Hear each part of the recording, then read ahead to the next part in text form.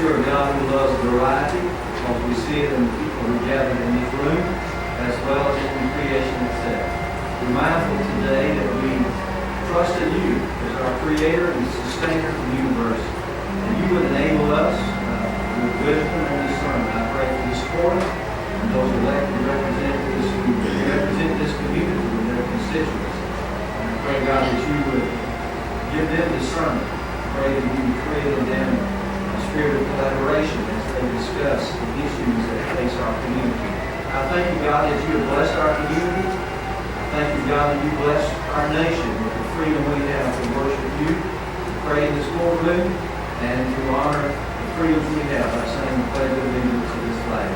We commit these prayers and our intercessions to you, and we pray in Jesus' name. Amen. Let's say the pledge of allegiance to the flag. I pledge allegiance to the flag of the United States of America and to the republic for which it stands, one nation, under God, indivisible, with liberty and justice for all. Thank you so much, Brother Thompson.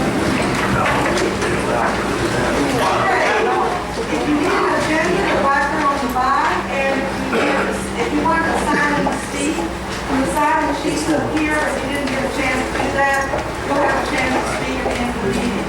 At this time, I want to present number 4 on the agenda, presentation and approval of bills. And just listen to the packets or look. Bills as presented by the Judge and Safety's Office. If you have any questions, feel free to ask.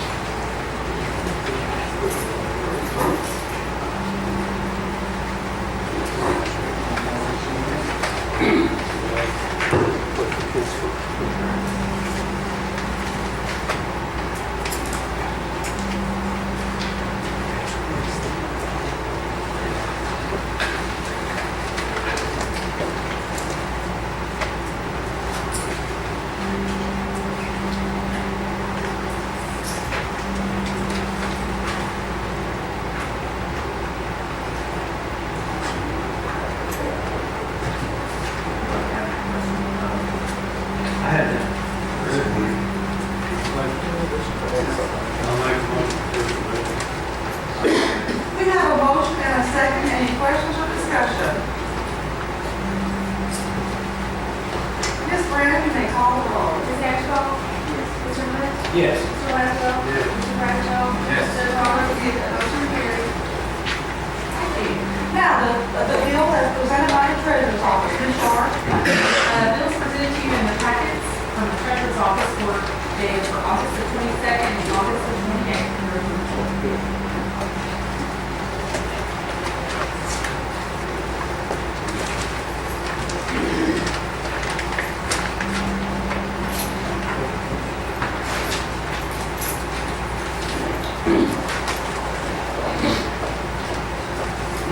I make a motion we pay the treasurer's bill. Thank you, ma'am. Is there a second? We have a motion and a second. Any questions or discussion? And Ms. Brandon, you may call the roll. Ms. Ashball? Yes. Mr. Lynch? Yes. Mr. Laszlo? Mr. Bradshaw? Yes. Mr. Roberts? Yes. Motion carried. Next on our agenda, we have the approval of minutes from August 20th, 2013. Are there any changes or corrections?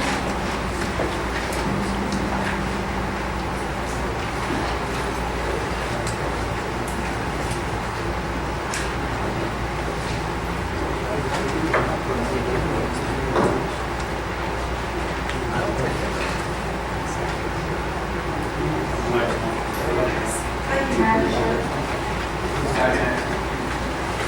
Thank you. We have a motion and a second. Any questions or discussion?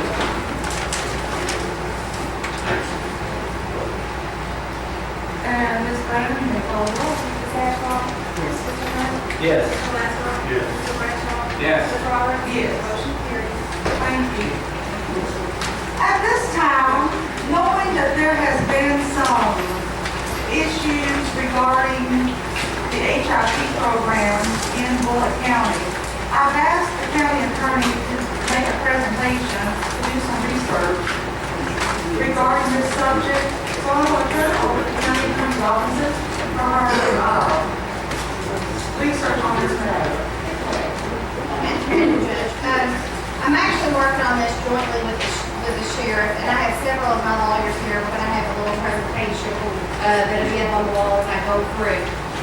Before we get started, I just want everybody to know that anybody that knows me knows I try to deal in facts. Nothing is meant to take offense with anyone or to accuse anyone of anything. I'm just stating as it was presented to me. On August 6th, when I asked the court to change HIP to the sheriff's office, I was very vague and said I had some public safety issues, as well as I thought it would be more effective to go straight from the courthouse to the bus. And I explained that we would give more detail on the public safety issue, and I did not answer any questions from the public at that time. What I would like to do is kind of give you a recap. This is how my office became involved in it, and the sheriff's office. In March of this year, the fiscal court passed Resolution 1302. That resolution, when we signed the contract with Corsoft, and that's who our equipment's from, gave a joint duty to the jailer, to the sheriff, and to myself to monitor the folks we have on HIP in this county. That's the first time that the sheriff and the county attorney's office have been directly involved in any monitoring duties. We signed the contract. I sent both my victims advocates. They were going to be my main monitors because our goal was to immediately know if someone violated so we can generate the proper motion to go ahead and get that in front of the court as soon as all possible. I even have the app on my phone to be able to look at that right now, 24/7. That was the goal with the sheriff too, to be able to pick them up. These problems I'm going to point out may have been going on for a long time. Honestly, I don't know. I can only tell you what I do know after we became involved in March. In Resolution 1309 was the one that was passed on August 6th that transferred the control to the sheriff's office, and I also asked the county at that time to not take any new HIP participants because I can only control what comes from my court. I cannot control what comes from any other court in this county, which may be circuits or other counties into us without an order from the court. And the court agreed to hold that off actually until this presentation. Before I could make this presentation, and there was reference, I think, in the newspaper today, a letter, this is at 13, this is the letter that was received by the fiscal court on August the 21st. It was signed by 8 local lawyers, and my concern with that is it basically accused the actions of the court to being malicious and political. Mostly, I think, directed to me being malicious and political, but to the court in general as well. I take those words very seriously. Anybody that knows me knows I take the truth, whether they want to see it or not. I try to always be a straight shooter. And that's kind of forced me to tell more today probably than I had intended to. But I designed this in 2 forms, pre-August 6th and post-August 6th. I'm not going to go into massive detail, but just enough so you are aware what I was aware of and what the court is just now in large part being aware of. They've taken me at my word that we have a serious problem. One of my 2 monitors are both my victims advocates, and John Trump has written a statement, and y'all are pretty good to sum up everything from March. I'm going to read it, and it's going to take a little bit, but it's the longest part. In March of 2013, Bullitt County changed vendors for their home incarceration program with Corsoft. As the representative of the Bullitt County Attorney's Office, that's John Trump that I'm writing this from, designated to review, monitor, offender compliance. Jennifer Ford is the other one. Detective Mike Murdoch is with the sheriff. They all attended a basic training module conducted by Corsoft and received passwords that allowed them to use the AIR system. Our access would also place both Ms. Ford and I on email distribution lists to be notified when offenders were out of compliance. These exception notifications were intended to indicate that offenders had left their assigned homes without permission, failed to return home within assigned parameters, tampered with HIP bracelets, etc. We, that's my victim advocate, were to be notified so that we could advise the assistant county attorney to prepare the appropriate motions to address the specific violations with the court and to revoke HIP privileges if warranted. Ms. Ford and I started receiving emails in mid to late March from Corsoft regarding regarding exceptions from HIP participants that would indicate violations to the respective conditions. From the onset, it became clear that there was a problem with the process. After initially reviewing each exception, it soon became evident that exceptions were being registered when no actual violation had occurred. Ms. Ford and I discussed the situation and agreed the most common exception occurred upon the initial hookup before the vendor could actually get home to be in compliance. It was my belief that most of the initial exceptions could be characterized as procedural false alarms, and that once the Bullock County Detention Center staff became more proficient with the new system, the false alarms would be eliminated. As time passed, the exception notifications did not seem to decrease in frequency or increase in accuracy. On closer examination, it appeared that exceptions were being created when the vendors left their homes to travel to work or other scheduled approved releases. In their profiles, which is on the page that you entered the course of, the detention center staff had entered many of the work schedules and addresses for the offenders, but had not properly entered the schedule or boundaries, resulting in the false alarms. From March of 28 of 2013 to the first week of August, they had received over 120 emails regarding these exceptions. Again, Ms. Ford and I discussed the situation and agreed that we would advise Bullock County Attorney Martin Robinson so that the detention staff could be made aware of the problem. As it stood with the volume of false notifications, the HIP program could not properly operate. Meaning we basically didn't know if somebody was out of compliance or not. At our staff meeting on July 12, 2013, Ms. Robinson directed Ms. Ford and myself to meet with the detention center staff regarding HIP program. That was actually at the permission of the jailer. I had spoke with her on the telephone and she granted that permission. On July 19, 2013, Ms. Ford and I met with Jailer Martha Knox, Captain Ronnie Burks, and Deputy Jailer Kent Roby at the detention center. Matt Lewis was also present as a representative of Corsoff to address the problems previously detailed. Early in the meeting, it became evident that the cause for the false alarm notifications was most likely data entry errors, work approved release, etc. A further discussion yielded the assertion by Jailer Knox that based on the volume of the cases that were being referred to the detention center for HIP, her staff was having difficulty entering, maintaining accurate work schedules, release for the HIP participants. Jailer Knox explained that HIP's duties fell on Captain Burks and Deputy Roby in addition to their regular floor duties. To have a clear understanding of the process, we asked the detention center staff to walk us through the various aspects of the program to include hooking up a new participant, entering their information, monitoring their activity, and hooking them up when their term was complete. Unhooking. There was not a cohesive policy and procedure in place. Documents that were shown and provided had outdated fee schedules. There was no set policy for enrolling new participants. We were told that most often participants simply showed up at the jail with court documents in hand. The detention center staff had no policy requiring that they confirm identification prior to enrolling anyone. It was our understanding that the Bullock Circuit clerk was faxing over commitment orders to ensure the detention center had accurate copies of the court's order. Additionally, the detention center could then advise the clerk to court or office if the defendant had failed to report at a date and time set by the court. Since March of 2013, I cannot recall any reports being tendered by the detention center of a defendant failing to report his order or violating conditions of HIP.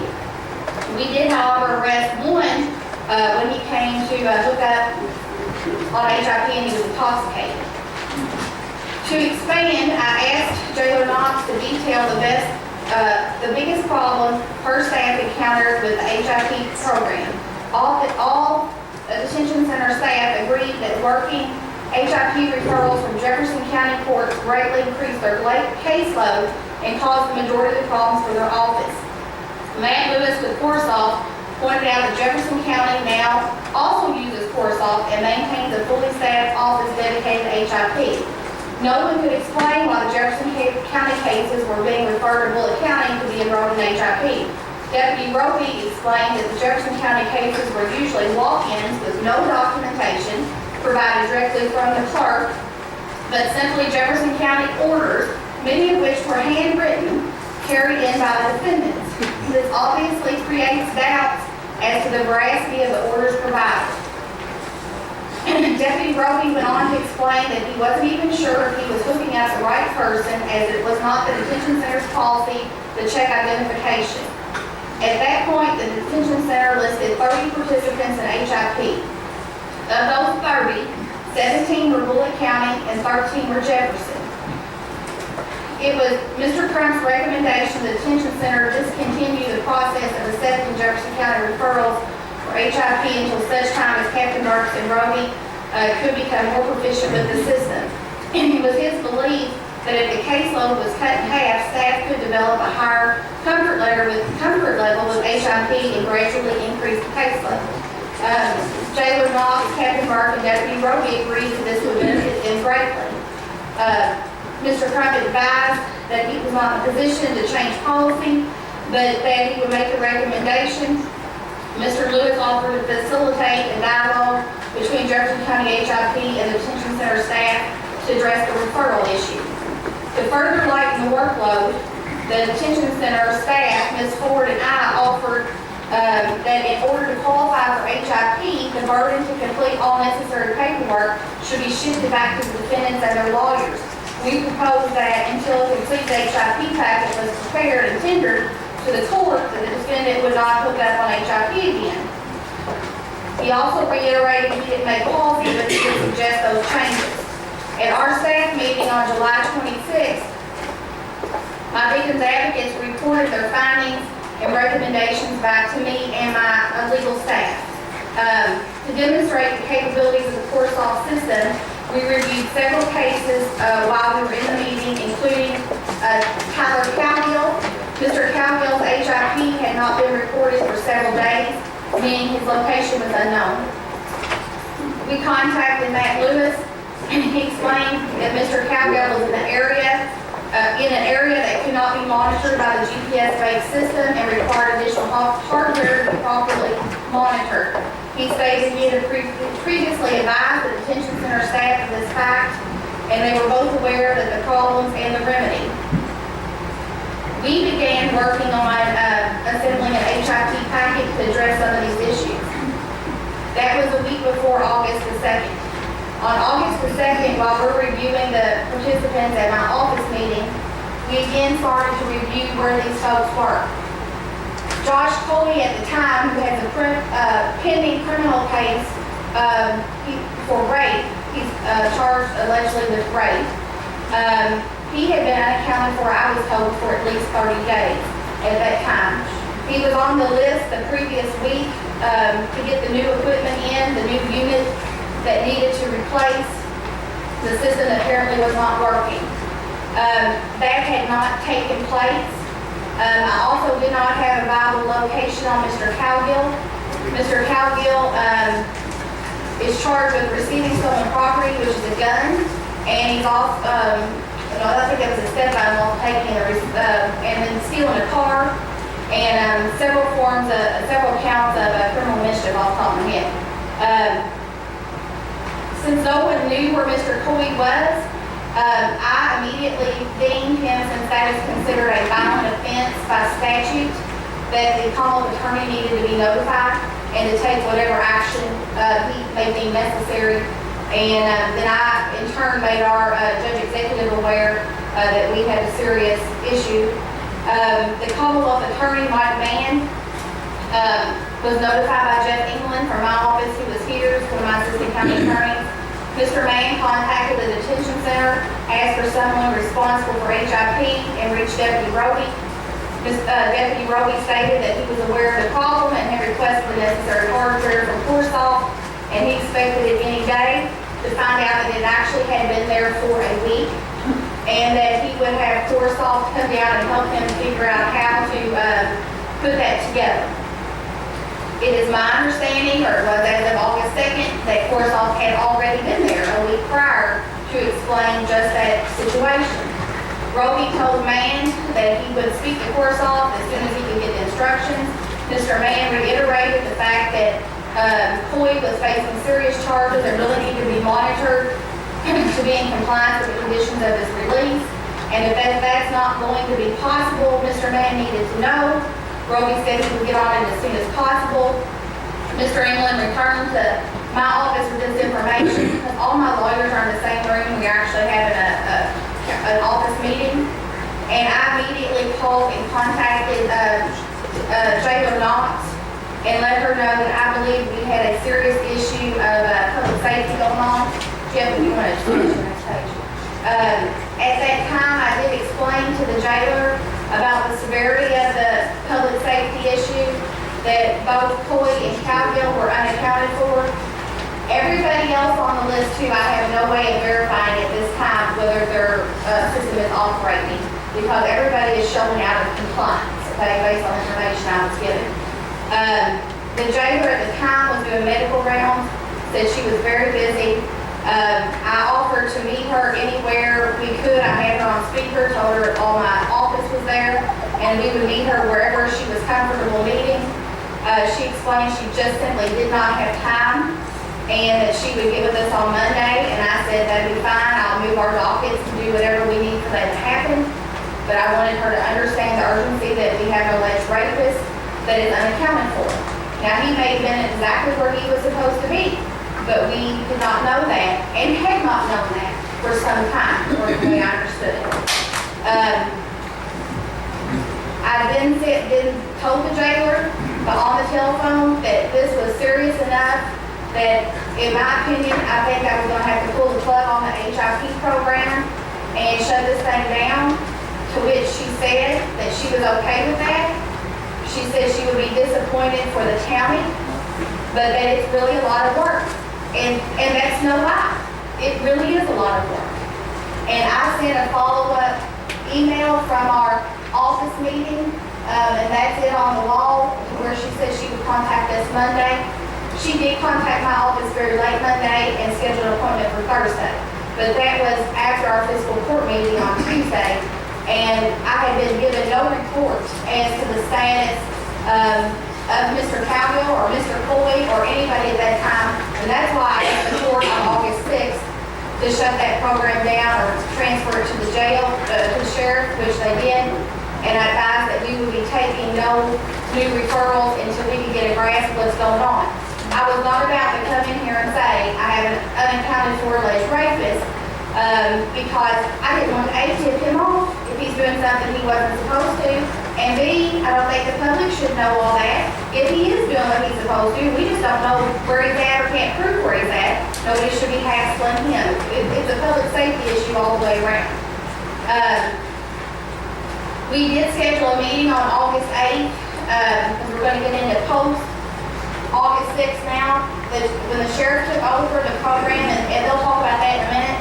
I immediately asked them, I thought we needed to get in touch with every single person we have on HIP and get some way to verify that they're hooked up correctly or to fix their monitoring system to put it in compliance. We did hold on to that meeting. The jailer scheduled a meeting on Thursday at my office.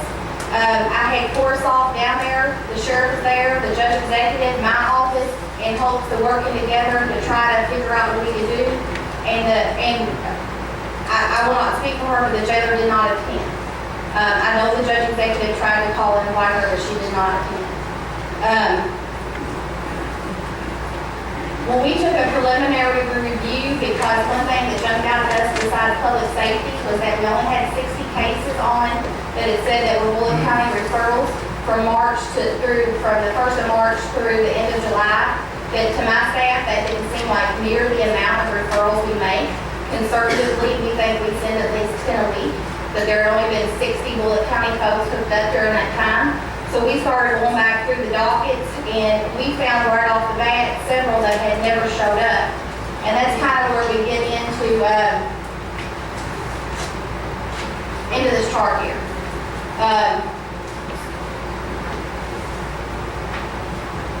This chart goes for 3 pages. It is a work in progress. It's by no means fixed. The only information we had 13 people on HIP the day that the sheriff assumed responsibility for the program. We only had files on those 13 folks. So the 60 people that were on HIP that had been hooked up, that was given to us by Matt.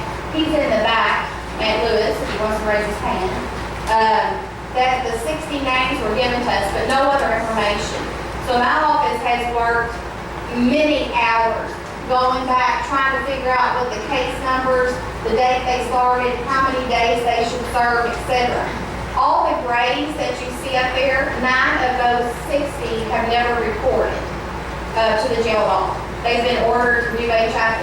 We've got commitment orders and the files on those that we could easily locate. I don't know how they were on the hookup list, if they didn't report. Don't know the answer to that. We're still working on it. It's taken us a long time just to get this together. We will be filing motions on all 9 of those. I had a motion on last Friday for someone who got another offense while they should have been on HIP. They're one of them that hasn't shown up, and they didn't show up for court last Friday either. The ones that are kind of red, Jeff, if you want to scroll backwards a little bit, those are the ones that the amount of days we think that they have served are not what they should have served, and that's a whole other set of problems. It seems like each time I touch this, it just takes on another level, and we're still trying to pull all those records and work those out. And this doesn't even get into the fact that we think there may have been more referrals in this, because we've gone back to every master docket list in Bullitt County since the 1st of March. I cannot control the out-of-county stuff because nobody has a record of what was sent out here. I have talked to both the Jefferson County and Commonwealth attorneys on that, because that's where we get most of our referrals, and they're trying to help us cinch that gap right there. But the red ones, if the ones that are maybe still on, we can fix now and get their term fixed and make them serve the rest of the time. The ones highlighted on the side are the lawyers that signed the letters, because I was interested in seeing how many of those folks had cases on, and we'll go over that toward the end. I think right now I would like to ask let me make one more thing, and this isn't just keep pouring salt in the wounds. It really is. This is how it all came out to me. Just 2 weeks ago, I found out that when we were at prosecutors training that we had an escape in May. I have not been personally notified of that. It did not trigger an automatic failure on any response, and a large part of that is because if you cut the thing off and none of them are working anyway, and everybody's showing out in compliance, nothing special is going to happen. You see what I'm saying? You can't look at a list and say, this is going wrong if everybody's showing out in compliance. You should only be getting a flash from the ones that there's something not right with. I checked with the sheriff, their office was not made aware of that either. We did take a plea to that charge on August 13th, which was after the August 6th date I asked for the case to be, the HIP program either be shut down or moved to the sheriff. At this time, I guess I'll let John Cottrell stand up and talk about some issues he's had on his end and what he found when he took over the program.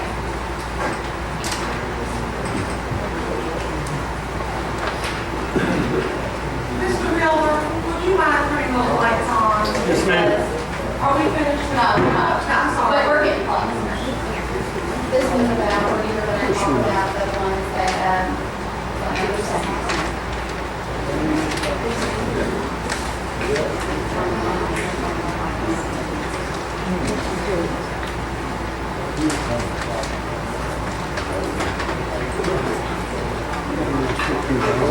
The basic problem that we have with difficulty was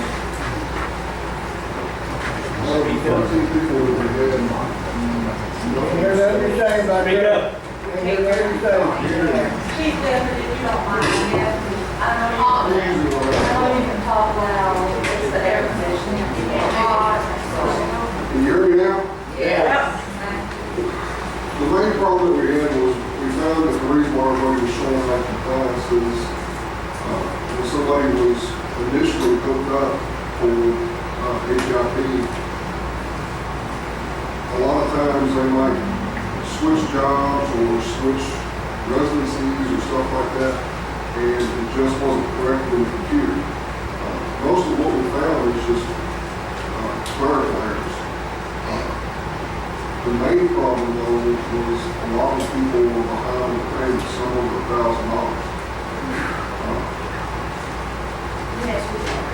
Well, we had one that was $1,260 over, over $1,260 at the time.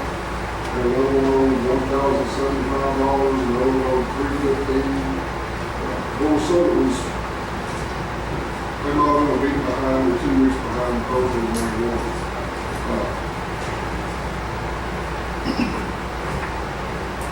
The biggest thing, or one of the things was, is that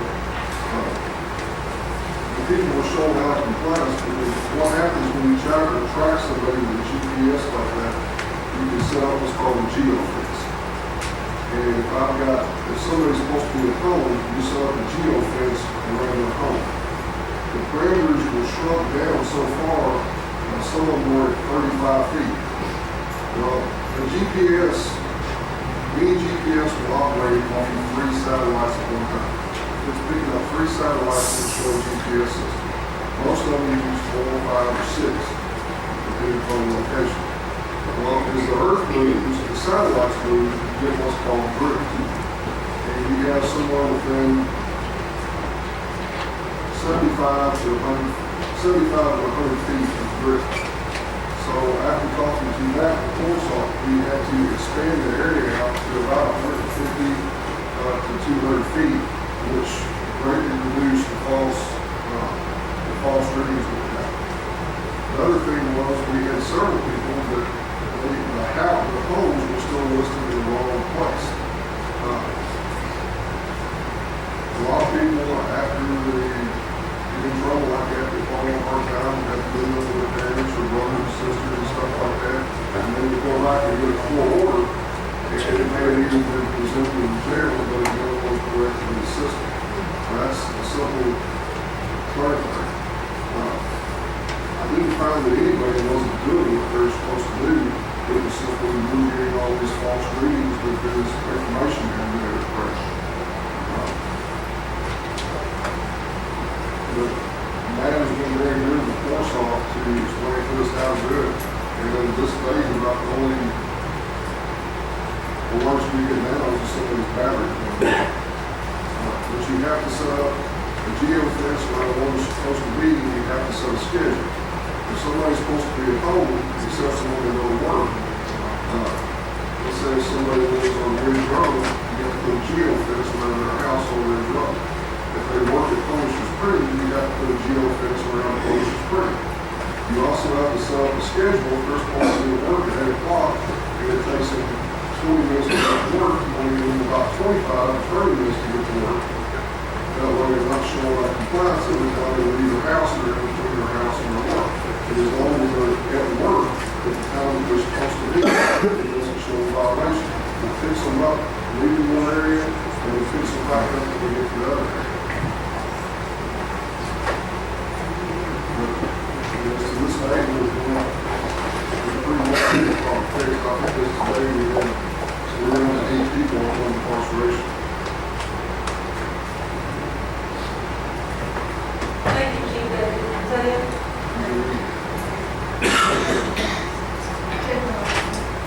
Thank you, Chief Deputy Cottrell, for your information. When I went back and re-examined the letter that was sent to fiscal court and the newspaper article about setting aside resolution 1309, nobody actually ever asked to set aside 1302. 1302, regardless if this goes back to jail or not, is what gave me and the sheriff some legal responsibility here. By that resolution is where we became with our duty to monitor, okay, and assist this program. I would like to talk about the law that was cited. This is the law that I believe applies in the Commonwealth. It is not the law that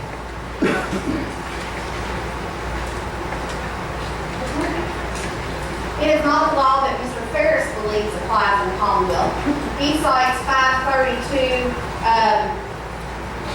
210, I believe. We believe that that is actually an old antiquated law and has been replaced by the General Assembly with 67, 372, and 374. I am not going to sit here and read everybody law until they go to sleep.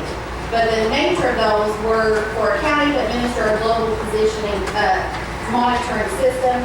Both those statutes were passed in July 15th of 2010. It allows the county to set up a county department or agency that agrees to operate and supervise a program continuously for 24 hours, 7 days a week. And each county shall identify a law enforcement agency or agencies within the jurisdiction of the county to assist that petitioner, victim, or witness when a person is requiring one of these is wearing one of these devices. It's very long. It lays out the details of it, and in paragraph 9, because I only put these in parts, it references a bunch of KRSs. Well, a lot of these KRSs revolve around domestic violence statutes and criminal statutes. It allows specifically under section 374 for a county to maintain a global positioning monitoring system program that may be used for domestic violence cases, pretrial release, a person signed a pretrial diversion program, and a person granted probation and conditional discharge, which is everything on that chart that I just showed you all. Fits into every one of those categories. If you go to the next sheet, these are several provisions that are in that paragraph 9. 431.517 was adopted also in July 2010. In that, it specifically gives the courts the right to use a home incarceration GPS program for pretrial release. And it actually literally says in the statute that pretrial release through the use of a county-operated program pursuant to KRS 67, 372, and 374, and not a program operated by the Department of Corrections pursuant to 532, 210, and 250. It specifically says you do not need to use these. These have superseded those. That is reiterated and repeated in 431.518, which governs pretrial release. 431.520, which governs general terms of release, whether it's ORR, ROR, or unsecured bail, have the same criteria. That was adopted July 12th of 2012. In 533.030, which govern the conditions of probation and conditional discharge, also say participate in a global positioning monitoring program operated by a county pursuant to 67, 372, and 374 under the terms and conditions, blah, blah, blah. That was adopted July 2010, and under 533.250, which is pretrial diversion programs that's set up in every circuit in the Commonwealth. It also allows the same county-operated program pursuant to 67, 372, 374. It was adopted July 15th of 2010. It is our position that, I didn't finish. 532, 210, 532, 210 is what Mr. Ferris relies on in his letter and the other lawyers. It actually was dated July 15th of 1998. It is the only section under 532 that the General Assembly did not update, so I would say more likely than not, it probably skipped it. But it has, in our opinion, been superseded by Chapter 67 if the county adopts the GPS monitoring program, which we did by contract in March of this year. Even if you look at 532.210, it also talks about, I only put up there in part, it talks about issuing of warrants for people that are in violation, which we have not done since any time during March. And it also talks about the supervision can be of a county jailer or a misdemeanor supervision department. There is no legal definition in the Commonwealth of Kentucky that exists in statute or by case law to misdemeanor supervision department. The only reference I could find of ever occurring was in a very old, unpublished Attorney General's opinion on open records request, and that was of a GPS monitoring system out of Warren County, and it did refer to that company, that corporation, as a misdemeanor supervision department. I believe that's what Corsoft is here. Also in section 532, the definitions, if you go to paragraph 5 that govern that, is the very definition for a global monitoring position monitoring system. It was updated also in July of 2010. And if you go to 532-250, which is the other main argument for the lawyers who signed the letters, it very clearly states that it keeps referring to a supervisory authority that does not necessarily mean a jail. And it also requires the supervising authority to monthly provide every law enforcement agency within the county with a list of the home, the crime, the dates of the sentence, and a name and address of the supervisor of that prisoner within their jurisdiction. I'm not aware that we've ever done that. I could be wrong, but I'm not aware. I didn't look. And let's see, then the third issue I had as far as legal is the contract. The county has a contract with Forsyth itself. It's very specific. The county is with Bullitt Fiscal Court, not the Bullitt County Detention Center. They contract with an agency, and Forsyth lists their duties as actively or passively monitor clients with equipment via GPS network, which is the very definition that I just gave you of a misdemeanor supervision program. And then our obligations are pretty much the very definition of the statutes I've laid out, that we have to maintain, monitor, scrutinize, profile, manage all these parameters that we've talked about. We have to issue the reports required by statute.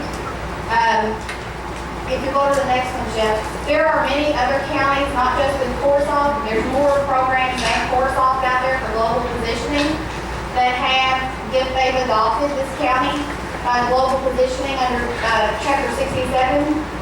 Some of them I know are Grant County, where the sheriff oversees the program.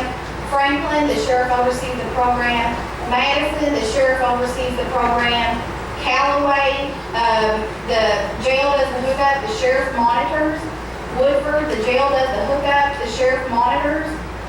Floyd County is all sheriff, and Anderson County is a county attorney, and I believe there's one more. I don't know why anybody would want to do that, because I don't want to have to call my own people as witnesses, so I actually want no part of that. I did pull this up online because Madison County is number 9 in population, and we're number 10. They're very closely related to us. It's where Eastern is. They have their own jail. These are several online letters where they started their home incarceration program through the sheriff.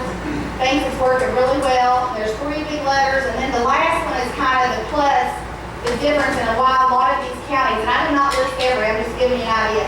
This is why a lot of the counties want to do it. Because when the sheriff goes out to check on somebody, they have the right to arrest. The jail will have to call for assistance. In this particular case, this program's been in effect a year and a half. They went out, did a random home inspection. They ended up picking up 2 people that were on monitoring devices for trafficking marijuana over 5 pounds and arrested them on the spot. That's the end goal. The end goal is public protection. That's what my goal has been in this the entire time. And regardless of criticism, I will stand beside making the decision, because I'm not going to have an alleged rapist running the streets of Bullitt County, and I don't know where he is. The same weekend that happened, I don't know if everybody's aware of this, Jefferson County had somebody cut their cake and kill somebody. He was picked up within 25 minutes, but he was murdered.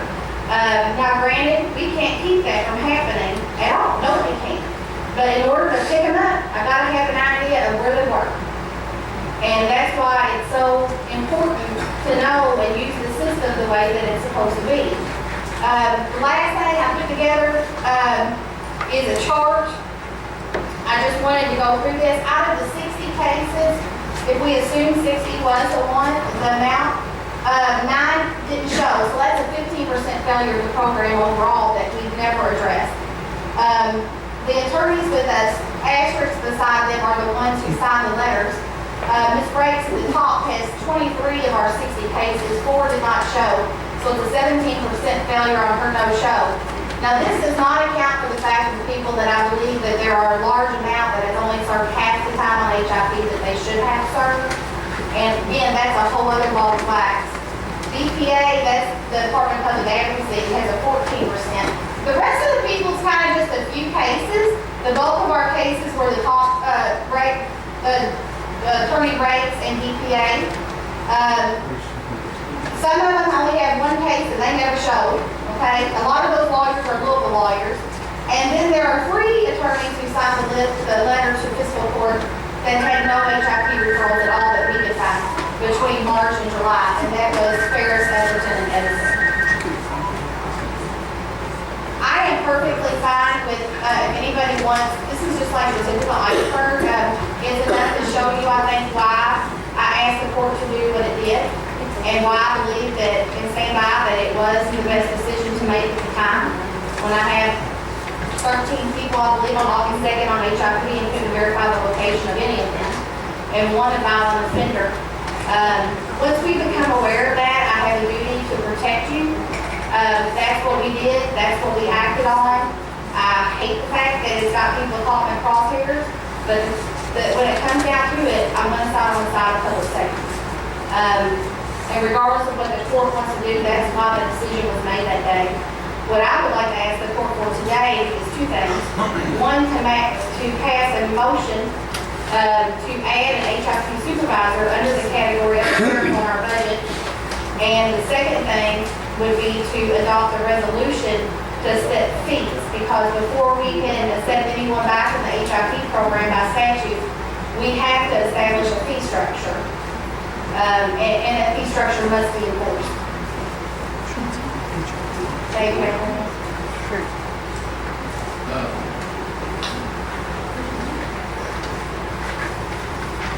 My main concern, this thing, something we can see here is public safety. Up on the rocks and anybody, it's done wrong. It wasn't operated in the fashion it should be operated to keep everybody safe. There were several attempts apparently to fix it. I think I would be willing to do it. I'm willing, I want to do it about as much as I like to have the students. It's got to be done. It saves the county a lot of money. I'm going to take a look at everything inside. It has to be operated, it has to be operated effectively, it has to be on there, it has to be paid. And most of all, they have to show up. And they have to be hooked up. And this is something we got to stay on top of, regardless of what sides, whoever does it. Needs to be on the toes and operate correctly. I think we're on the right track right now. Again, I'm willing to do it. It costs the sheriff department a lot of money to do it. I'm not interested in doing it. If it's operated correctly, it seems to make the county a lot of money for us. It's going to at least help us pay the person that's going to be in charge of it all. The money issue, I don't think it's been really hit hard enough. I have counted last year on how much increase in revenue we've made from HIP, but I had absolutely no idea that Corsoff basically continues to bill us. If we hook somebody up, they're going to bill us. And if we don't collect all that money, then it looks like it's a really big check coming in. But when it's not enough to pay the bill, or it's right at it, we're actually subsidizing. And I believe that that's where we're at. That's one reason I think it would be fabulous if we had a program, now that we're aware, that we can literally take the folks from right here, hook them up. We can hook them up at the judicial center. We can walk them to the sheriff's office and hook them up. My people are going to fill out the sheet. There's going to be no question whatsoever on how many days and what the terms are, because their deputies are going to walk them straight over there and enter it. We're cutting out lots of the middleman. We're cutting out lots of problems with reporting, of letting people leave the judicial center and say, you report at such and such date. Because then that creates a problem with the jail, because they get the facts from the clerk's office, but they may not want to be there for 2 weeks, and then they've got to keep up with, did they show up, did they not show up, you know, the whole 9 yards. That will be completely out of the picture at this time. We are hooking up on the day they enter their plea. Period. County attorney, you suggested that the fiscal court add a line item for the HIP supervisor. That your deputy judge told me that's the away when she contacted BLG. It was explained to her to correct the situation. I know we have that, piece of, legislation, We also have Martha Knox, the jailer, here in our courtroom. I know she's willing to answer any questions that this court may have of her. So, magistrates, would you like to ask questions of the jailer at this point in time, or what is your pleasure?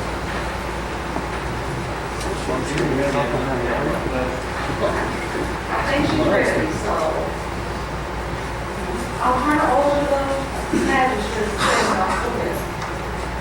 Well, one is HIP program. So here you have monitored hundreds of HIP. We had a CPA program before we got the Corsoft program. Within that program, I went to a conference and I'm the one that located Corsoft. We had the CPA program first. I'm the one that located the Corsoft program. I'm the one that brought it in to the county. I am the one that took it to the county attorney's office. I took it there on December the 10th with the plea of saying, CBA is going down. I can't get a good reading. They're not supplying us with stuff. It's keeping my people busy. Can we please get this contract looked at so we can get it in process? It was on December the 10th. I went to a dealers conference. I spoke to Corsoft at that time. I told them then I hadn't gotten a response back from the county attorney's office to carry on with the contract. I got another call from the county attorney's office saying, well, we don't know what to do with this. What do you want us to do? It's a contract. I need it read. I need it approved so I can take it to a physical court in order to get this ball rolling. My other company is going down. I cannot get monitors like I need to get them. Okay, we went on with that for a while. February, got a call from Corsoft saying that she's saying that you do not have the contract there. I said it is there. I took it December the 10th. December the 10th, and we in February. I was begging at this point in time for a response on this contract. Okay? So then, oh yeah, she found the contract, she knows that she has it. And then the ball got to rolling. Now, with some of these errors, you know, I'm gonna stand here and I'm the one that tell you that it's wrong, it's wrong. In a heartbeat. And with one person, yeah, they did oversee it. But as you see, you're asking now for a line item. When I had two deputies running the floor, running work release, wrestling with the guy, and coming back up to do HIP. That's an overwork load. A very overwork load. So we didn't have a line item for it. Jailer Michael, I don't want to interrupt you, but do you have any suggestions or recommendations? I'm willing to work with anybody, with anything, with HIP, regardless of what it is. But I'm willing to work with anyone.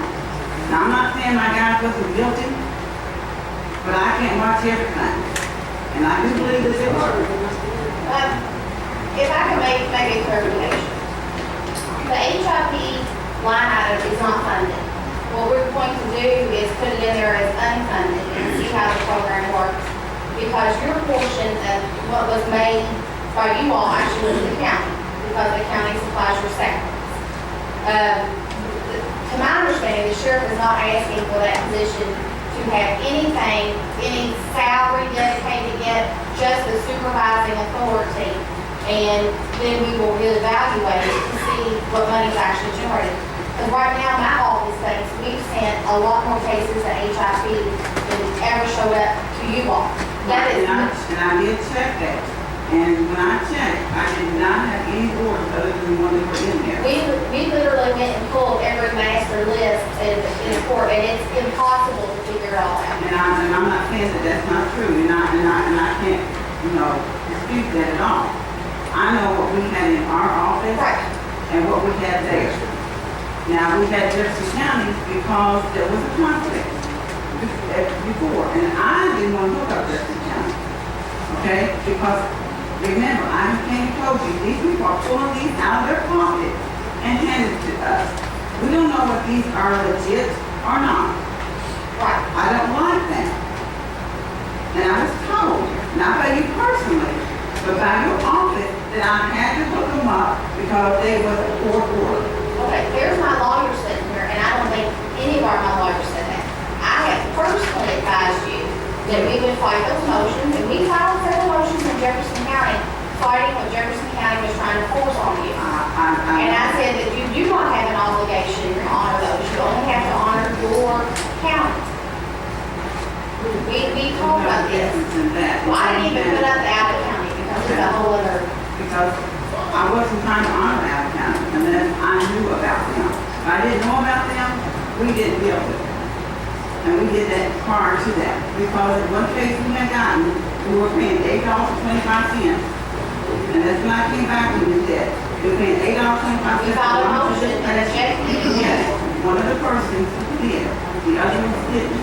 Right. And I have met with the Jefferson County attorney, because I was under the impression you were talking to HIP. I had talked to HIP too, with Chief Deputy Platform, and they were not aware of all that. So I think we've cinched up that hole. Well, we got one fix, and that was when Ms. Baker, before she went to leave, she fixed one. The others just kept coming, and I kept saying, I cannot do this. They were not giving us those.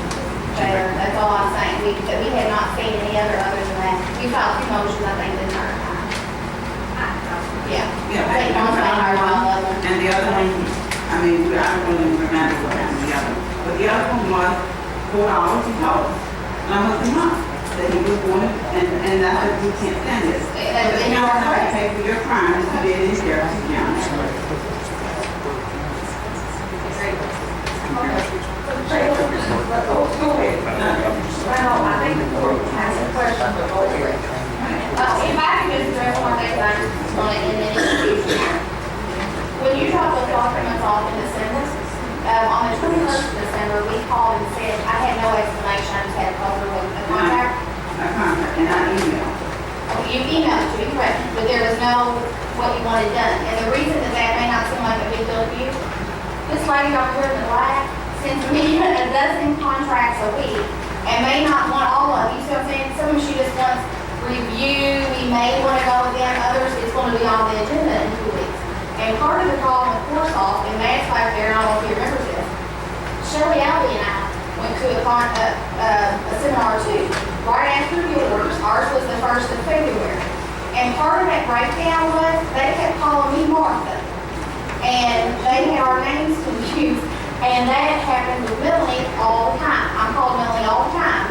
But that part of the initial confusion was then. And we straightened that out. And Shirley and I spent probably 2 hours with Matt and Chuck going over it. And then we came back, we got confused, set up as one, we got it on the agenda and got it heard. But that was part of the confusion. They were calling me Martha. They had our names backwards. That's true. You may not have been aware of that. You ready to take some questions?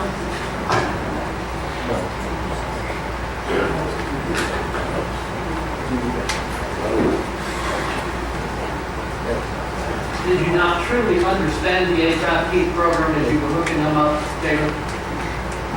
I think they understood most of it, but yeah, there were some that they didn't. And the box evidently was one of those. But you did agree when, I think it was more of a time factor than the understanding factor. you did agree that you did not mind giving it up, right? I said I need to do whatever the law calls me to do. Okay, if I have to give it up, we wasn't gaining anything from it. I believe, but back in the order, we got, the county attorney got 1250, the sheriff got 1250. We never got that. The I know, never I sent changed. the money over, and mine came over in a whole flow, okay? I know there was an order for that, now, you may not have gotten it yet, I understand that. But there was an order for something to go to the sheriff, and something to go to the county attorney's office. Our money was still gonna go wherever in the general fund. I have no problem with that, because they wanted the general fund for years. No problem with that at all. But we were doing the work. But we wasn't getting no 1250, but like I said, that wasn't the problem that I had. We were all the work. How many employees do you have, Martha? What does that have to do with AIP? A lot, at least. I would think that you could put one person in charge of that. Well, yes, I probably could, if you understood the running and function of the detention center, then you can ask me that question. But if you're not there to know what all goes on, then it's hard to say. No, I haven't walked in your shoes, Martha. Right.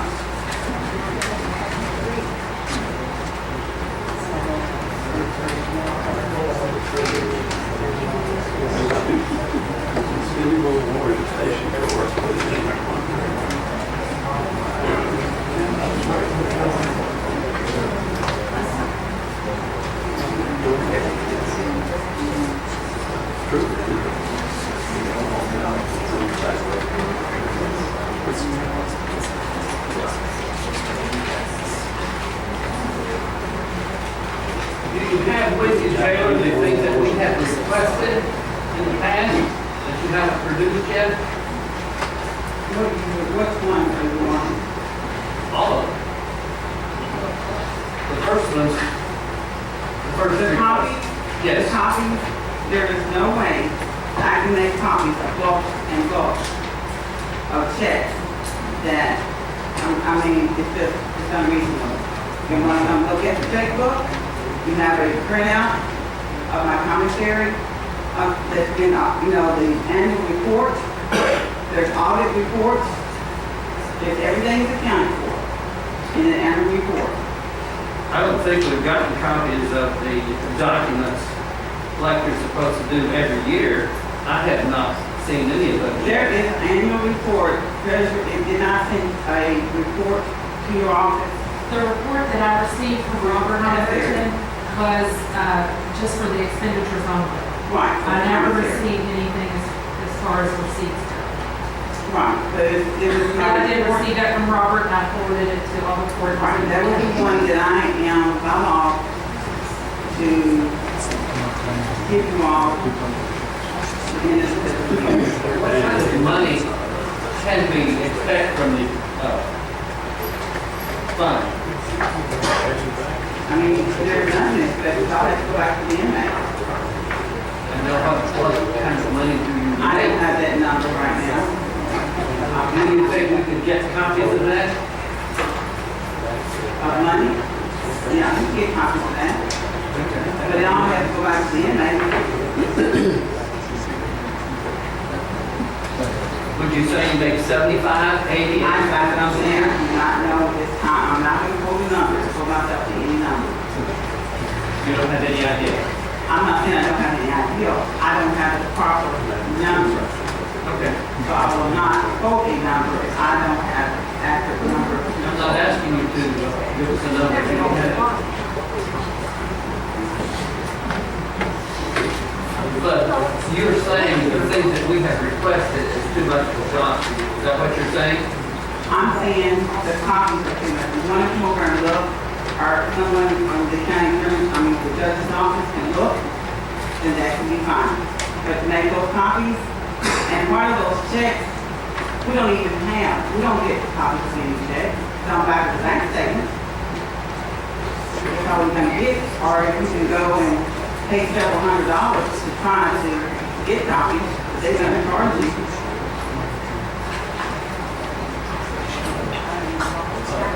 Now, this annual report is due in January, right? The report is due, it's been in, it's 18 days late.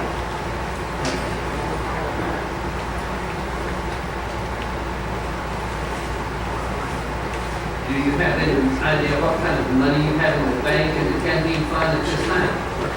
That's the same question just trying to do. No, it's not.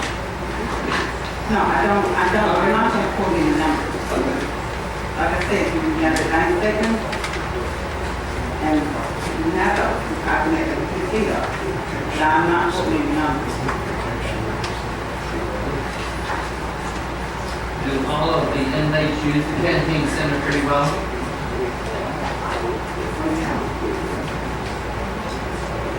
Because they cannot bring any of their clothing with them, right? No.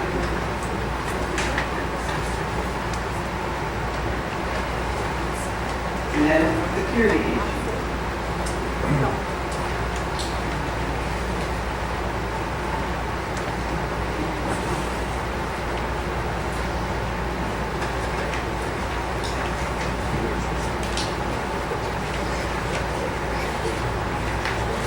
I'm just curious as to why you would buy these with the canteen fund without the court's approval, Fine. the two vehicles. Because I am the government over the hand, I am the jail with the elected official. Anything that's bought out of that canteen fund is under my right as the elected official. As long as they use for the proper reason, which is utilize anything for the inmate. Whether it is an inmate going to the hospital, whether it is a counselor going to a training, bringing info back. I have a log sheet in the book, in each car, and we are held accountable for what we are doing. They're not take-home cars, they are cars to be used for the inmates, betterment of any inmate. What kind of mileage do you have on these vehicles at this point? I didn't look at the mileage. I haven't looked at the mileage. I haven't drove them personally. You haven't driven them? Personally, I brought it back, but no, I haven't personally drove it recently. What do you use for this car for? One or two? For the same purpose, for the same reason. Both vehicles are for the same thing. Is your employee that handles the jail's canteen fund, is she bonded? Bonded, she's bonded under my bond. And how much is your bond? You know? I think that's not even part of that. I mean, we have ran that same way when I was chief. I have been bonded. Okay? And she does money. She takes money to the bank. And it's never over $10,000. So, If I can answer, I think, we have the better question, is KOR insurance carrier requires any employee in the county of handles money over a certain amount to be bonded to the all my employees are listed like a policy. I think maybe that's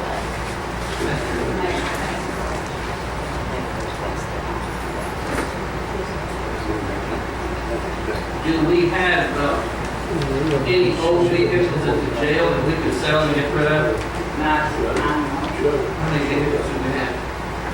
I mean, the old one, we have the brown, that's the old one, and we have a van, that's the old one, and the rest of them are working still. And How many does that change? how many does it How take? many vehicles total? I'll have to count them, I mean, we got the two ambulances, which is, it's a working job. We have a car, we have a pickup truck, that is a working job pickup truck. All those are donated, they were surplus to us. And he has a brown car that is on his last leg, but it's good enough to just do something inside the county. And then I have my car, the two deputy cars. And then we have the two cars we just bought. There's nothing to surplus. Have we got permanent decals on those two vehicles of yours and Evangelist? Yes, we've asked that before. And is, only stickers, is it not, Martha? Yes, it is on the vehicle. Yes. We want permanent decals, and you have not done that. Okay, now, we get way around the rim of what, now, do you have any more questions? Okay, I realize that, and I was asked, well, they're on there, they were on there.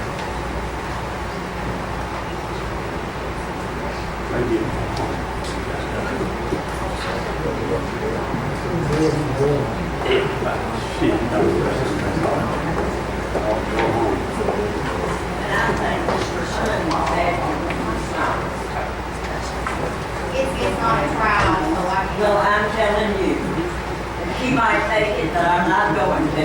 I understand that, but it's not my meeting to control. It's not your meeting? No, ma'am, the judge executive is in charge of Good, it. yes, ma'am. Thank you, Jim, that by Mr. Monk. Thank you, and thank you for your comment. As elected officials. Go ahead, Jayla, go ahead, Jayla. Are you finished? Because if we start to run, I'm finished. Thank you. Are we finished? Thank you. He's probably going out for a week also. It's probably for you, Dale. Come on. Jayla Knox, thank you very much for Thank you. being here. Appreciate it. We all getting, thank you very much, Jayla Knox. Okay. We want to, Jayla Knox, if you don't mind, if you have a few more minutes, we can stick around in case we have something to look out on the HIV, will be, but in the spirit of cooperation, I always like to see I'm trying to read. perhaps I'm speaking out of turn, but you go right ahead. Magistrate, do you have any questions for the jailer? Jailer, just wait a minute, wait a minute, just wait a minute. Any last call for questions for the jailer? Thank you. Okay, where do we want to proceed with them? Magistrates, are we completed with this issue?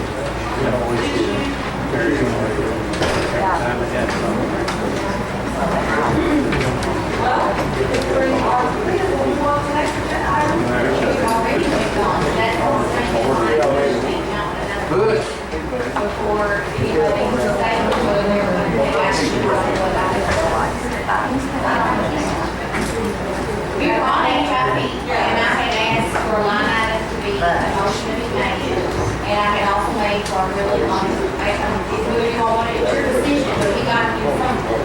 Before we could take another person or abolish the program. And then he started asking questions about So it's up to this report to make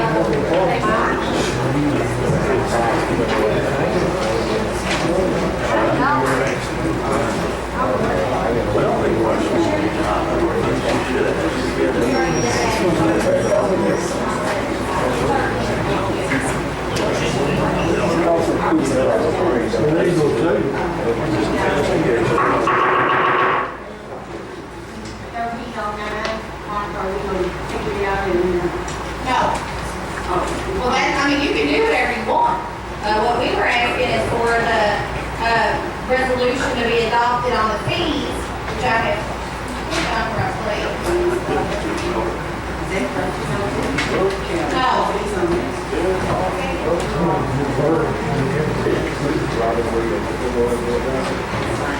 It's 1310. And it establishes the fees and divisions of all that, between everybody that's responsible for monitoring or being in charge of the program. We cannot take another person, through the HIP program, if the sheriff keeps it without this. You all can choose not to do that. You can do this, you can shut down the program, you can send it back to the jail. You can do whatever you want. If you adopt this resolution, it will overrule 1302, which establishes the shared duties between the jailer, the sheriff, and the county attorney.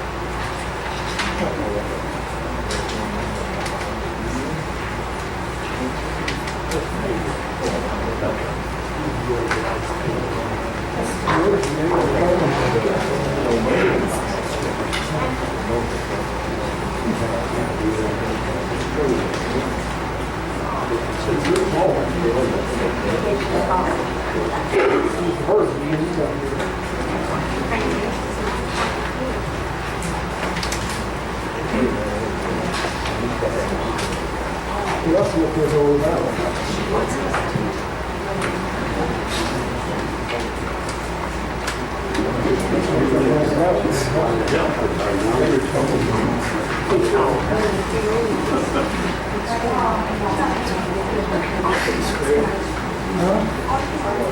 What you going for?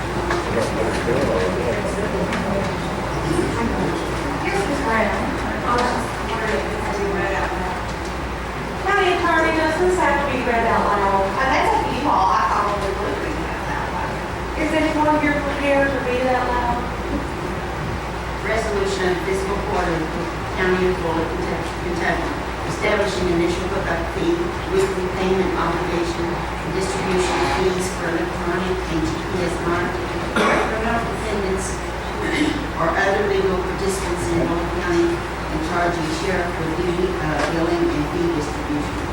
Whereas Floyd County Fiscal Court has established the Floyd County Sheriff's Office as the county agency overseeing its misdemeanor supervision programs and county's lawful possession monitoring system as otherwise permitted by KRS. And whereas Fiscal Court acknowledges that there are costs associated with electronic monitoring of criminal defendants sentenced to home incarceration and other court participants who may be ordered from time to time to use an electronic monitoring device, including costs for the time spent by the staff of the Floyd County Sheriff's Office and Floyd County and the County Attorney's Office in monitoring said defendants, participants, and creating policy and procedures for said program. And whereas Fiscal Court finds that criminal defendants and court-ordered participants should bear the cost of electronic monitoring and sentenced to home incarceration in lieu of incarceration in the Floyd County Detention Center or through electronic monitoring for terms of their court orders. Now therefore be it resolved that Floyd County Fiscal Court has determined that it is necessary for criminal defendants sentenced to home incarceration through a Floyd County court case, any other county court order participants or out-of-county participants with valid and verified court orders to pay a hookup fee due that the cost of electronic monitoring device is aggravated. Further said, defendants, participants shall pay in advance daily monitoring fees for offenses serving up to 14 days at the time of hookup for offenses with a serving time of more than 14 days.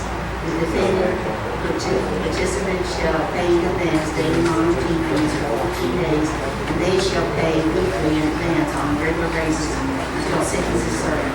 Further, the sheriff shall collect said fees and shall distribute monthly provisional payments due to the county attorney, and chorus to his monitoring company contracted with the county. Furthermore, the sheriff shall make a monthly report of such distribution as regular and scheduled as reported. The Be it further resolved that fee assessment and distribution shall be as follows.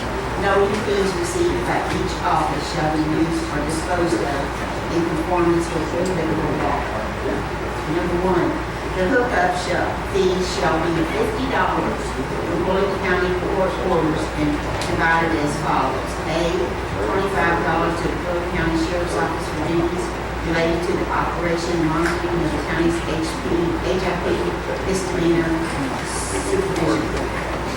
$40 to the Bullock County Attorney's Office for duties related to monitoring policy procedures of the county's HIP misdemeanor supervision program.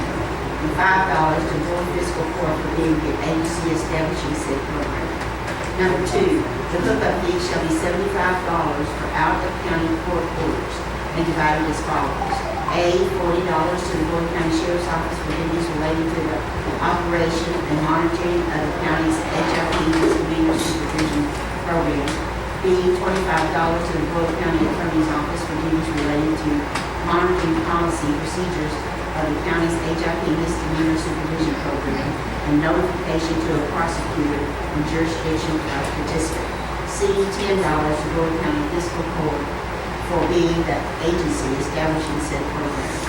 Number three, the daily monitoring fee for Board County court orders shall be $28 and divided as follows. A, $10 to the Board County Sheriff's Office for deputies related to the operation and monitoring of the county's HIP misdemeanor supervision program. $8 to course B, $8 to course officer for county contract. C, $5 to the Board County Attorney's Office for duties related to monitoring and policy procedures of the county's HIP misdemeanor supervision program. And D, $5 to Board County Fiscal Court for being the agency establishing said program. Number four, the daily monitoring fee for out-of-county court orders shall be $35 and divided as follows. A, $15 to the Bullock County Sheriff's Office for duties related to the operation and monitoring of the county's HIP/misdemeanor supervision program. B, $8 to the personal county contract. C, $5 to the Bullock County Attorney's Office for duties related to monitoring and policy procedures of the county's HIP misdemeanor supervision program and notification to the prosecutor in jurisdiction of participant. B, $7 to Bullock County Fiscal Court for being the agency establishing supervision. Number five, the daily monitoring fee for any participant determined to be indigent or who has severe medical issues as defined by county's HIP policy and procedure manual shall be $20 and divided as follows. A, $8 to the Bullock County Sheriff's Office for duties related to the operation and monitoring of the county's HIP misdemeanor supervision program. B, $8 to the course officer for county contract. C, $4 to the Bullock County Attorney's Office for duties related to monitoring and policy procedures of the county's HIP misdemeanor supervision program. This resolution shall stand as adopted by the Bullock County Fiscal Court and hereby supersedes resolution under those terms. And any other conflicting resolutions shall become effective upon passage and publication in following law. This resolution having been adopted by the Bullock County Fiscal Court and regular meeting on the 3rd day of September 2014. Thank you, Magistrate. Okay, we have a motion, we have a second, and any questions or discussion on this resolution? Hearing none, Ms. Grant, you may call the roll. Ms. Ashcraft? Yes. Mr. Hunt? Yes. Mr. Laszlo? Yes. Mr. Bradshaw? Yes. Ms. Roberts? Yes. Motion carried. Now, what is our next, okay, what is our next request? The deputy judge and the answer line. Oh, yes. And just, I put this last report, when they add this line item to the budget, it's assigned an amount to that we pull from the reserve to put in that line item. Because if you just do a line item with no money funded in it, we're just going to do a transfer each time. We pay out that. We're not going to pay out that right now. You want the HIP supervisor? pay out of it right now. Okay. If I understood this correctly, because we're in uncharted waters, the state auditor has told, the reason it's on the resolution, has told Margot French, I did not talk to them, she didn't, that they could, since the sheriff can be over their accounts, which is different than the jail, that they are going to create an account for HIP money. Each month, they shall pay Forsyth directly, they shall pay me, they shall pay fiscal court, they shall pay themselves. Each month, they will come in here and give a full accounting of that to the fiscal court and to the county treasurer, okay?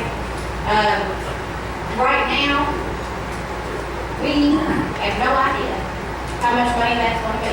And I would suspect that it'll be 6 months or so before we have any ballpark idea, which you could even assume impossible. But you're not paying him out of that yet. You see what I'm saying? Does that make sense? Okay. They are gonna be invoiced for a cost. Right. Well, they may get it, but they'll just, the auditor said that they can pay it from their account. If I understood Myrtle correctly, as long as on that resolution, and then you keep all the records in one spot, but the auditor like that better than then taking the money, writing it all over, you all screw it, and then bringing it back. You see what I'm saying? Okay. I just wanted to make sure there wasn't anything to be paid out of it, because that's not the stipulations on writing check, is that a line item is properly. The only money that's before y'all want to get is your money to your general fund. How is the chief deputy has a statement?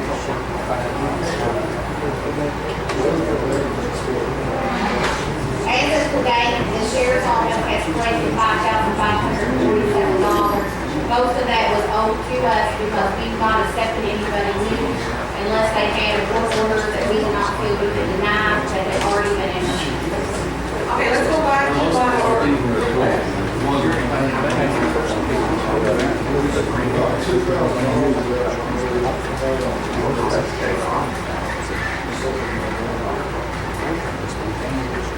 My question is, they get what they're not paying, obviously they're going to pay a collector problem. But in the meantime, we don't have that money. What we're doing now, okay, we drafted a huge amount of documents that we've had waiting to see what happens with this. The folks that are going to be on HIP will literally sign a contract. We're going to get the district judges in the circuit to adopt that as part of their order. And if they don't pay, okay, they're all going to pick it up and take it to jail. What we talked about doing was waiting 2 days. What we talked about was waiting 14 days or less. There has to be a hookup fee and one incarceration fee for 14 days. See, you are just on a resolution. If it's 14 days, if it's over 14 days, we will let them pay the hookup fee. In 14 days. 14 days up front. But what we're doing that wasn't done before, they have to come in once a week, so we black eyes on, inspect the equipment, make sure it's working properly, that it's actually on, and see if there's any updated court orders, just to make sure the person is on tax, is who's going to run. They're not doing much. They are not, right now we got it set up to where they can come in on their choice Monday or Tuesday. If Monday or Tuesday, they don't show up and they haven't paid, Wednesday their office is notified of it already and we don't pick them up. Are we all current right now? Have we got money and everything up to date right now? Sir, I can't answer that. I know the people that we've got already, yes, you're asking about the people before, I can't answer. Oh, okay, I understand that. The people that we hooked up 5 since we took this over, since you all gave it to us, and all those people pay on a weekly basis. And if they don't pay by Tuesday, their office is notified on Wednesday, and they would be bothered. And so far, we haven't been able to do that. Are we clear? Are we ready for, Chris Brown? Do we have a motion on the second floor? We have not. We're looking for a motion on the second floor.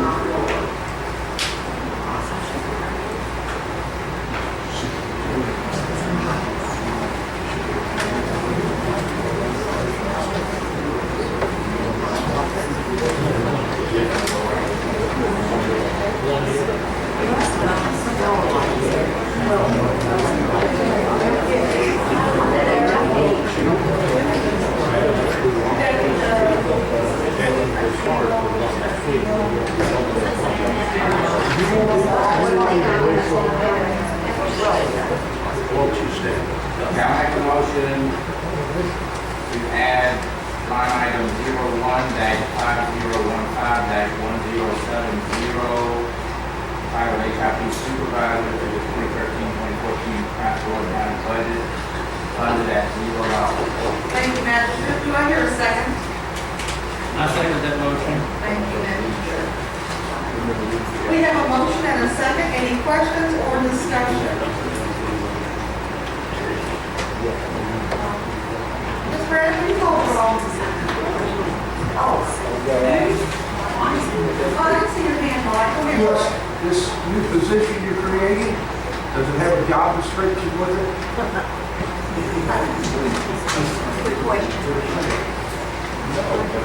And technically, yes, it will. It's an HIP supervisor, and that's part of, we made reference in the resolution to the HIP policy and procedure book to be maintained at the sheriff's office. And we have already started working on that, just was really hard to finalize till we knew what was gonna happen. And we'll work on those documents, finalization, and that manual will be open to the public at any time. But before we can put this, we can't just say, yeah, we're open for business tomorrow. Because we're going to have a meeting with the bar and invite the judges, it's the only way I can call for a judge without ex parte in, and explain to the bar what our new policies are, what our procedures are going to be. Because what I foresee is, a lot of people are going to want to take the HIP like they always do. But this packet has to be gotten they have to put it together in advance. They can't just show up now when they want to and report. When you go to court that day, you're going to enter your plea. You've got to have your money together and your packet. And your packet's going to involve things like your work hours, etc., okay? So what I suspect for the next couple months over here, we're going to have a lot of people that's going to say, Monica, I'm going to plead, but will you pass it 30 days so I get my stuff together? And I'm going to say yes. You see what I'm saying? Oh, yes, ma'am, I understand all of that, but what I don't understand is every other position we've brought before this court, Well, it's been demanded that a job description be attached to it. the statutes that we just went over govern all of those. If you want a quote job description, in order to maintain the GPS system in a county under chapter 67, you have to meet all those requirements. And that's why we work to try to work that wording in everything we're using. All right, thank you. I just wanted to make a point here. Okay, we have a motion and a second on the floor. Any other questions or discussion? And Ms. Brandon, may call the roll. Ms. Ashball? Yes. Mr. Hunt? Yes. Mr. Laswell? Yes. Mr. Brightwell? Yes. Mr. Robert? Yes. Motion carried. Thank you. Then our next item, have we covered all of this?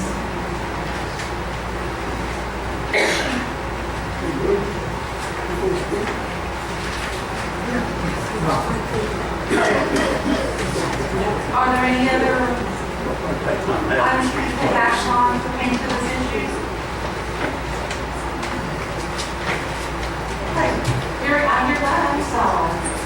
I suggest we get our social post ordinance read for the second time, and then we'll have the Sunday sales ordinance read for the first time.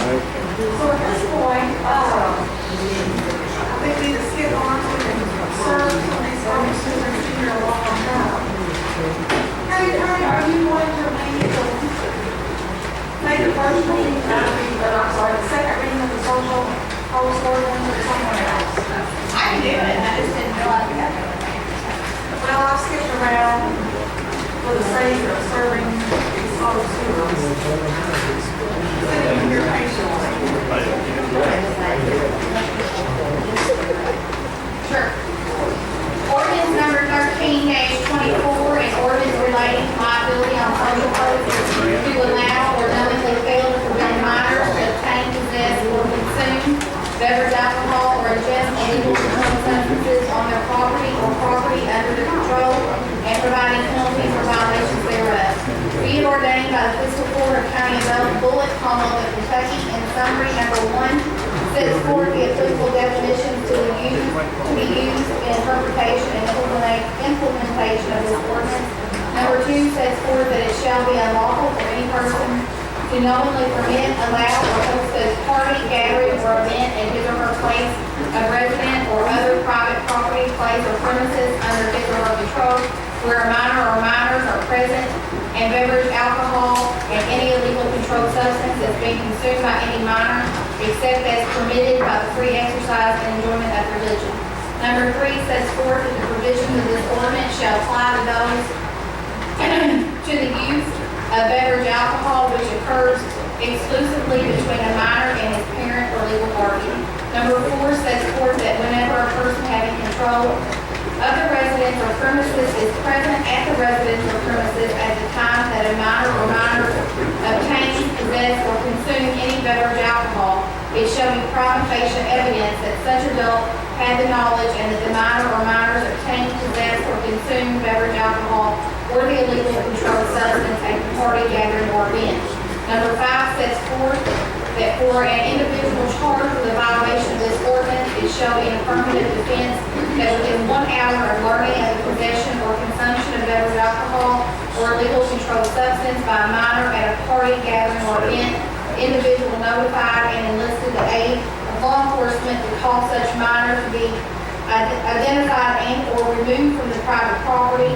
Further sets forth that it shall also be an affirmative defense if the property upon which the party takes place consists of 5 acres or more.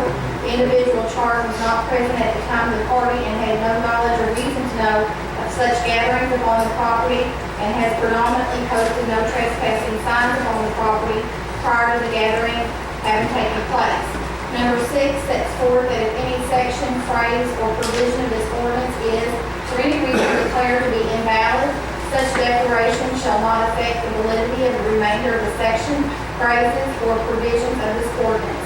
Number 7 sets forth that to the extent any resolution, ordinance, or part thereof is in conflict, the provisions of this ordinance will prevail and be given effect.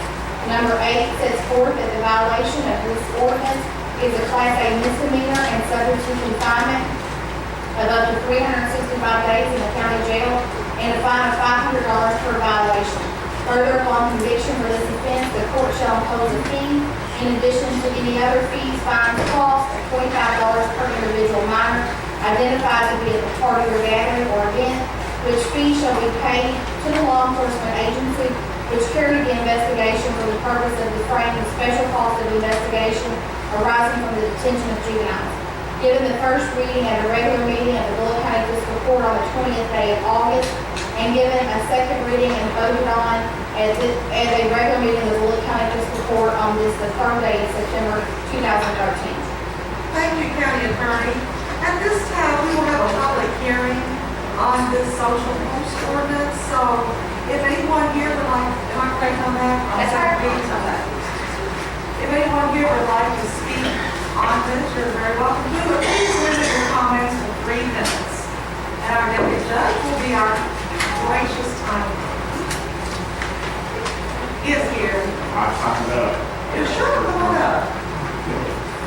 Come on, this is Mr. Gary Moore. You're welcome to speak. I want to start again since we're at the actual hearing.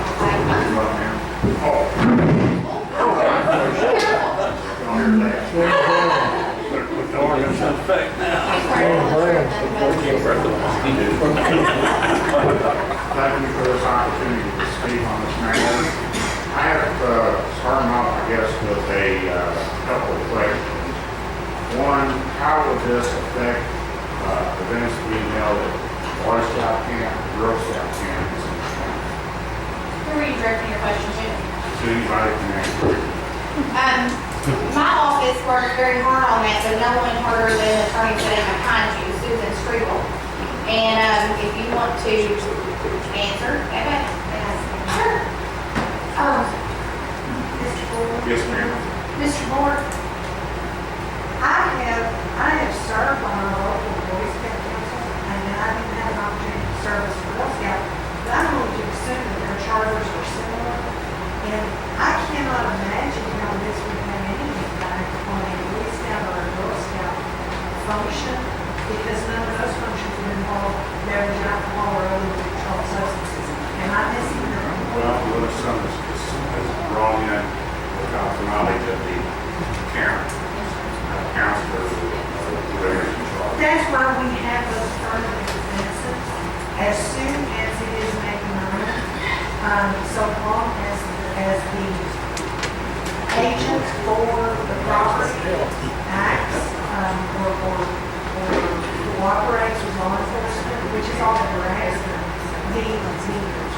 the owner will not have to be worried about being charged under this ordinance. Does that answer your question? The next one, it states in,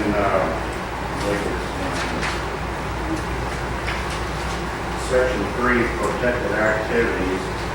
This section shall not apply to conduct involving use of beverage alcohol which occurs